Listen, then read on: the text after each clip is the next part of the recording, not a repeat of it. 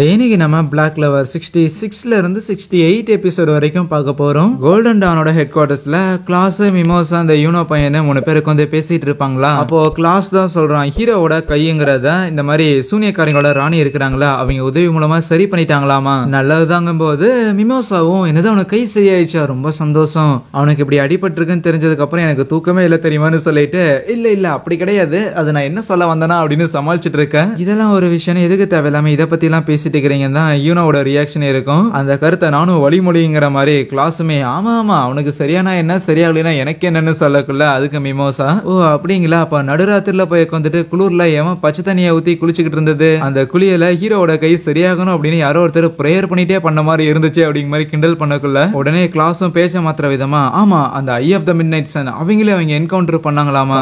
You know ஒரு சீனியரா அவங்ககிட்ட நான் கேள்வி கேட்கிறேன், உனக்கு இந்த ஐ ஆஃப் த மிட் நைட் சனை பத்தி எவ்வளவு விஷயம் தெரியும்னு கேட்டா, உனக்கு பேச்ச மாத்திரக்கு நான் தான் கிடைச்சேன், சரி இருக்கட்டும், eye of the midnight sun முதல்ல அவுட் ஆஃப் நோவர் திடீர்னு நம்மளோட கிங்டம் அவங்க அட்டாக் பண்ண ஆரம்பிச்சாங்க. அதுக்கப்புறம் மேஜிக்கல் நைட்ஸ் நாம எல்லாரும் களத்துல இறங்கி அந்த eye of the midnights சேர்ந்தவங்களை அட்டாக் பண்ணியிருந்தோம். என்னதான் அந்த சண்டையில மேஜிக்கல் நைட்ஸ் நாம எதிரிகளை தூக்கி போட்டு தம்சம் பண்ணியிருந்தாலுமே அந்த eye of the mid நைட்ஸோட டார்கெட்டுங்கிறது complete ஆயிருச்சு. அவங்க ஆக்சுவலி கேப்டன் வெர்மிலியனை தான் அட்டாக் பண்ண வந்தாங்க, அதை சக்சஸ்ஃபுல்லா பண்ணிட்டும் போனாங்க. முக்கியமா அவங்க நம்ம கேப்டன் வெர்மிலியனை அட்டாக் பண்ணதுக்கான காரணம் அவரு போட்டிருந்த ஒரு விதமான பெண்டன்ட் தான், அது ஆட்டையை போடுறதுக்கு தான் அதை பண்ணியிருக்காங்க. அதுக்கப்புறம் ஒரு பர்டிகுலர் வில்லேஜ்ல குழந்தைங்க எல்லாம் கடத்தினதுக்கு அப்புறம் அங்க ஆஸ்தாவோட குரூப்புங்க அவங்களை காப்பாத்த போகும்போது அப்பதான் முதல்ல அந்த eye of the mid நைட்ஸனோட லீடரான லிக்ட்டுங்கிறவன் entry ஆனா. அவன் கூடயே ராயா, வெட்டோ, ஃபானான்னு சொல்லி இன்னும் 3 பேர் வந்தாங்க.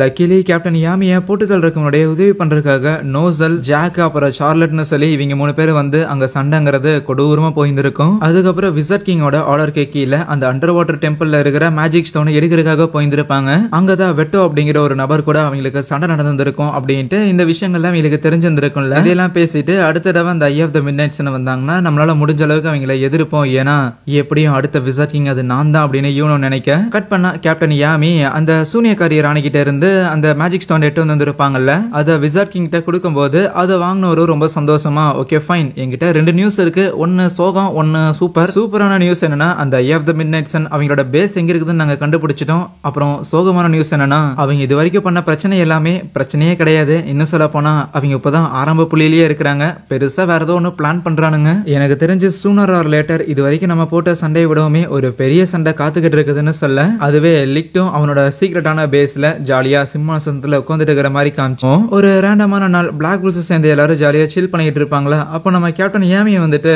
என்ன பசங்களா ஜாலியா காலாட்டிட்டு உட்காந்துட்டு இருக்கிறீங்க, ஃபெஸ்டிவல் வரப்போகுது எல்லாரும் கிளம்பலையா அப்படின்னு கேட்பாரு. இங்க கேபிட்டல்ல வருஷம் ஃபெஸ்டிவல்ங்கிறத கண்டக்ட் பண்ணுவாங்களாமா. ஆனா இந்த ஃபெஸ்டிவல்ல ஓவர் த இயர் எந்தெந்த ஸ்குவாட் எல்லாமே அதிகமான ஸ்டார்ஸ் ஏர்ன் பண்ணியிருக்காங்களோ அது எல்லாத்தையும் அனௌன்ஸ் பண்ணி நம்பர் 1 ஸ்பாட்ல இருக்கிறவங்களுக்கு கிஃப்ட்டுமே கொடுப்பாங்க. அந்த வகையில பார்த்தா கண்டிப்பா நம்ம ஸ்குவாடுக்கு எதுவும் கிடைக்க போறது கிடையாது, இருந்தாலும் வாங்க போய் சும்மா அதை அட்டன் பண்ணி பார்ப்போம்ட்டு எல்லாரும் அங்க வருவாங்க. ஈவினிங்க்கு மேலதான் அந்த அனௌன்ஸ்மெண்ட் அதெல்லாம் நடக்குமாமா. அது வரைக்கும் ஜாலியா நீங்க என்ஜாய் பண்ணுங்க அப்படின்னு கேப்டன் யாமே விட்டுட்டு போயிருவாரா. எல்லாரும் அங்கிட்டு இங்கிட்டு உலாவிக்கிட்டு இருக்க நம்ம ஹீரோவும் சிஸ்டர் லில்லி அதுக்கப்புறம் தன்னோட ஃபேமிலி பசங்க அப்படின்னு சொல்லி அவங்களெல்லாம் கூப்பிட்டு வந்திருக்கலாம்னு நினைக்கிறானா. ஆனா அப்ப அந்த இடத்துக்கு அந்த காகனோவும் அவளோட அண்ணனான அந்த கியாட்டோ இருக்கிறாங்கல்ல, அவங்க 2 பேரும் வந்திருப்பாங்க. ஹீரோ பையன் தான் நம்ம ஃபின்ரால அனுப்பி விட்டு ஸ்பெஷல் மேஜிக்கை யூஸ் பண்ணி கூட்டிட்டு வர சொல்லியிருப்பான். கையோட அந்த கியாட்டோவை அவனோட பிஞ்சு போன காலையுமே ஒரு பாட்டில்ல போட்டு எட்டு வர சொல்லியிருப்பானா. எதுக்கு மாமா இதெல்லாம் கேட்டேன்னு அவன் கேட்கும்போது அப்ப ஹீரோ, உங்களுக்கு நான் ஒரு மேஜிக் பண்ணி காட்டுறேன்னு சொல்லிட்டு அந்த குயின் இருக்கிறாங்கல்ல சூனியக்காரங்களோட ராணி, அவங்களோட பிளட்ல தான் ரெக்கவரி மேஜிக்ங்கிறது இருக்குதா. சோ ஹீரோவோட கையே சரி பண்ணியிருக்குதுன்னா கண்டிப்பா இவங்களோட குரலையும் இவங்களோட காலையும் சரி பண்றது இதுக்கு ஒன்றும் பெரிய விஷயம் இருக்காதுன்னு சொல்லி அதை பயன்படுத்தி 2 பேரோட காலையும் குரலையும் சரிப்படுத்துறான். வாய்ஸ் சரியான ஒண்ணுமே காகனும் அந்த இடத்துல பாட்டுக்கு கத்திக்கிட்டு இருப்பாளா. அதுக்கப்புறம் ஒன்ஸ் அங்க இருந்து வாங்க இங்க கடைகள்லாம் இருக்கு போய் செக் பண்ணிட்டு வருவோம் அப்படின்ட்டு நம்ம காகனும் ஹீரோ தனியா கூட்டிட்டு போவா. ஏன்னா காகனோட அண்ணன் அந்த கியாட்டோ இருக்கிறான்ல, அவனுக்கு நம்ம சில்வா மேல ஒரு கண்ணு, ஆகையால் அவங்க 2 பேரையும் தனியா விட்டா அவங்க 2 பேருக்கு கெமிஸ்ட்ரி ஒர்க் அவுட் ஆகும் அப்படின்னு இவன் நினைச்சிருப்பா. ஆனா அவங்க நினைச்ச மாதிரி பெருசா இந்த ஒரு பிளான் ஒர்க் அவுட் ஆன மாதிரி தெரியல. எப்படி இருக்கு அங்க உள்ள சுத்திட்டு இருக்கும்போது ஹீரோ அங்க நடுவுல ஒரு பொண்ணு நின்று அழுதுட்டு இருக்கிற மாதிரி தெரியும். அவளோட அம்மாவை தொலைச்சிட்டா போல. அந்த பொண்ணு கிட்ட போகலான்னு போகும்போது அங்க இருக்கிற மத்த இன்னும் சில லேடிஸ் எல்லாரும் அந்த குட்டி பாப்பா வந்து ஒரு மாதிரி கேவலமா ட்ரீட் பண்ணுவாங்க. லைக் ஒரு காமனரா இருந்துகிட்டு எதுக்கு தேவையில்லாம நீங்க எல்லாம் இங்க வந்துட்டு இருக்கிறீங்க, குழந்தைய தொலைச்சிட்டீங்க அதை தொலைச்சிட்டீங்கன்னு சொல்லிட்டு தேவையில்லாம இந்த ஃபெஸ்டிவலோட மூட தான் ஸ்பாயில் பண்றீங்கன்னு பயங்கர கேவலமா பேசிட்டு இருப்பாங்களா. ஆஸ்தாவும் அவனோட பழைய மெமரிஸ் எல்லாம் யோசிச்சு பார்த்துட்டு அந்த குட்டி பாப்பாக்கு உதவி பண்ணலான்னு போகும்போது கரெக்டா சில்வா அவனுக்கு முன்னாடியே போயிட்டு அந்த குழந்தைய சமாதானப்படுத்துறதுக்காக ட்ரை பண்ணா அவ எச்சாதான் இன்னுமே அழ ஆரம்பிக்கிறா. ஐயோ என்ன பண்றதுன்னு யோசிச்ச ஹீரோவும் அதுக்கப்புறம் அங்க ஜக்லிங் எல்லாம் பண்ணிட்டு அந்த குழந்தைக்கு வித்தையெல்லாம் காட்டி எப்படியோ சமாதானப்படுத்துறாங்க. அதுக்கப்புறம் காகனோட குரல் வலிமையை பயன்படுத்தி அந்த குழந்தையோட அம்மாவை கண்டுபிடிச்சு அவங்க கிட்ட இந்த குழந்தைய ஒப்படைக்கவும் செய்யறாங்க. சில்வாவோட சொக்கால ஒரு எம்பளம் இருக்கும். அதை பார்க்கும்போதே ஒரு ராயல் ஃபேமிலியை சேர்ந்தவன அங்க இருக்கிறவங்கள அக்னாலேஜ் பண்ணிக்கக்குள்ள எப்படிப்பா ஒரு ராயல் ஃபேமிலியை சேர்ந்தவங்க ஒரு காமனர் கிட்ட எல்லாம் பேசுறாங்கிற மாதிரி அங்க சில பேர்லாம் அப்படியே பேச்சு அடிப்படும் போது அப்ப சில்வா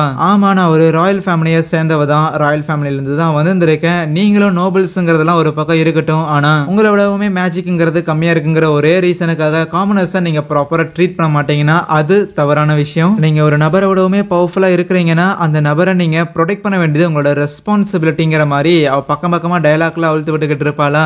புள்ள சில்வா என்ன இவ்வளவு அறிவா பேசுற, நீ பேசுற எனக்கு ரொம்ப பிடிச்சிருக்குன்னு சொல்லும் போது வெக்கப்பட்ட சில்வா பவரை யூஸ் பண்ணி ஹீரோவை தூக்கி சொருக அவன் போய் விழுந்த இடத்துல நம்ம கேப்டன் யாமியும் அந்த ஜாக்கும் சண்டை போடுறதுக்காக முறைச்சிக்கிட்டு இருப்பானுங்களா. அதுக்கப்புறம் சில்வா பிள்ளையும் ஆமா ஆஸ்தா வாட்சுமே எங்க போய் விழுந்தான்னு தெரியல அவனை தேடி வரக்குள்ள ஆஸ்தா ஏதோ கடைக்கு முன்னாடி நின்று வியாபாரம்லாம் பார்த்துட்டு இருக்கிற மாதிரி தெரியும். அந்த கடைங்கிறது யாமியோட தான் இருக்கும். என்னன்னா கேப்டன் யாமியும் கேப்டன் ஜாக்கும் நூதன முறையில போட்டி போட்டு யாரு சிறந்த ஆள்னு ப்ரூவ் பண்றதுக்காக ரெண்டு பேரும் கடை போட்டு அதிகமான வியாபாரம் பண்ணலான்னு பார்த்தா ஒரு ஈக்காக்கா கூட கடை பக்கம் அண்ட மாட்டேங்குது. செக்கவும் ஜாக்குக்கு சப்போர்ட் பண்ற விதமா அங்க கூவி கூவி வித்துக்கிட்டு இருப்பான். அதே வேலையை தான் நம்ம ஆஸ்தாவும் பாத்துக்கிட்டு இருப்பானா. சரி இதுக்கு மேல இது வேலைக்கு ஆகாதுன்ட்டு அவனுங்களும் முடிஞ்ச அளவுக்கு ஆம் ரெஸ்லிங் தம் ரெஸ்லிங்னு சொல்லிட்டு என்னென்னமோ சண்டையெல்லாம் போட்டு பார்ப்பானுங்க. சரி இன்னைக்கு இந்த சண்டையை நம்ம கொஞ்சம் வைலண்டா முடிச்சிருவோம்ட்டு ஃபின்ரால கூப்பிட்டு அவனோட ஸ்பெஷல் மேஜிக் மூலமா அன்னைக்கு லிக்ட முதல்ல எதிர்த்தாங்கல்ல அந்த ஒரு குகைக்கு வந்திருப்பாங்க. ஆனா அப்போ இவங்களுக்கே தெரியாம இவங்களை ஃபாலோ பண்ணிட்டு ஒரு கிளவி வேற வந்து இவங்க சண்டையை வேடிக்கை பார்த்துக்கிட்டு இருக்க ரெண்டு பேரும் அந்த இடத்துல சண்டை போட ஆரம்பிப்பானுங்களா. கேப்டன் யாமி இன்னைக்கு நான் முடிச்சேன்னு அவரு புதுசா கத்துக்கிட்டு அந்த டிமென்ஷனல் ஸ்லாஷ்ங்கிறத பயன்படுத்தலான்னு இருக்க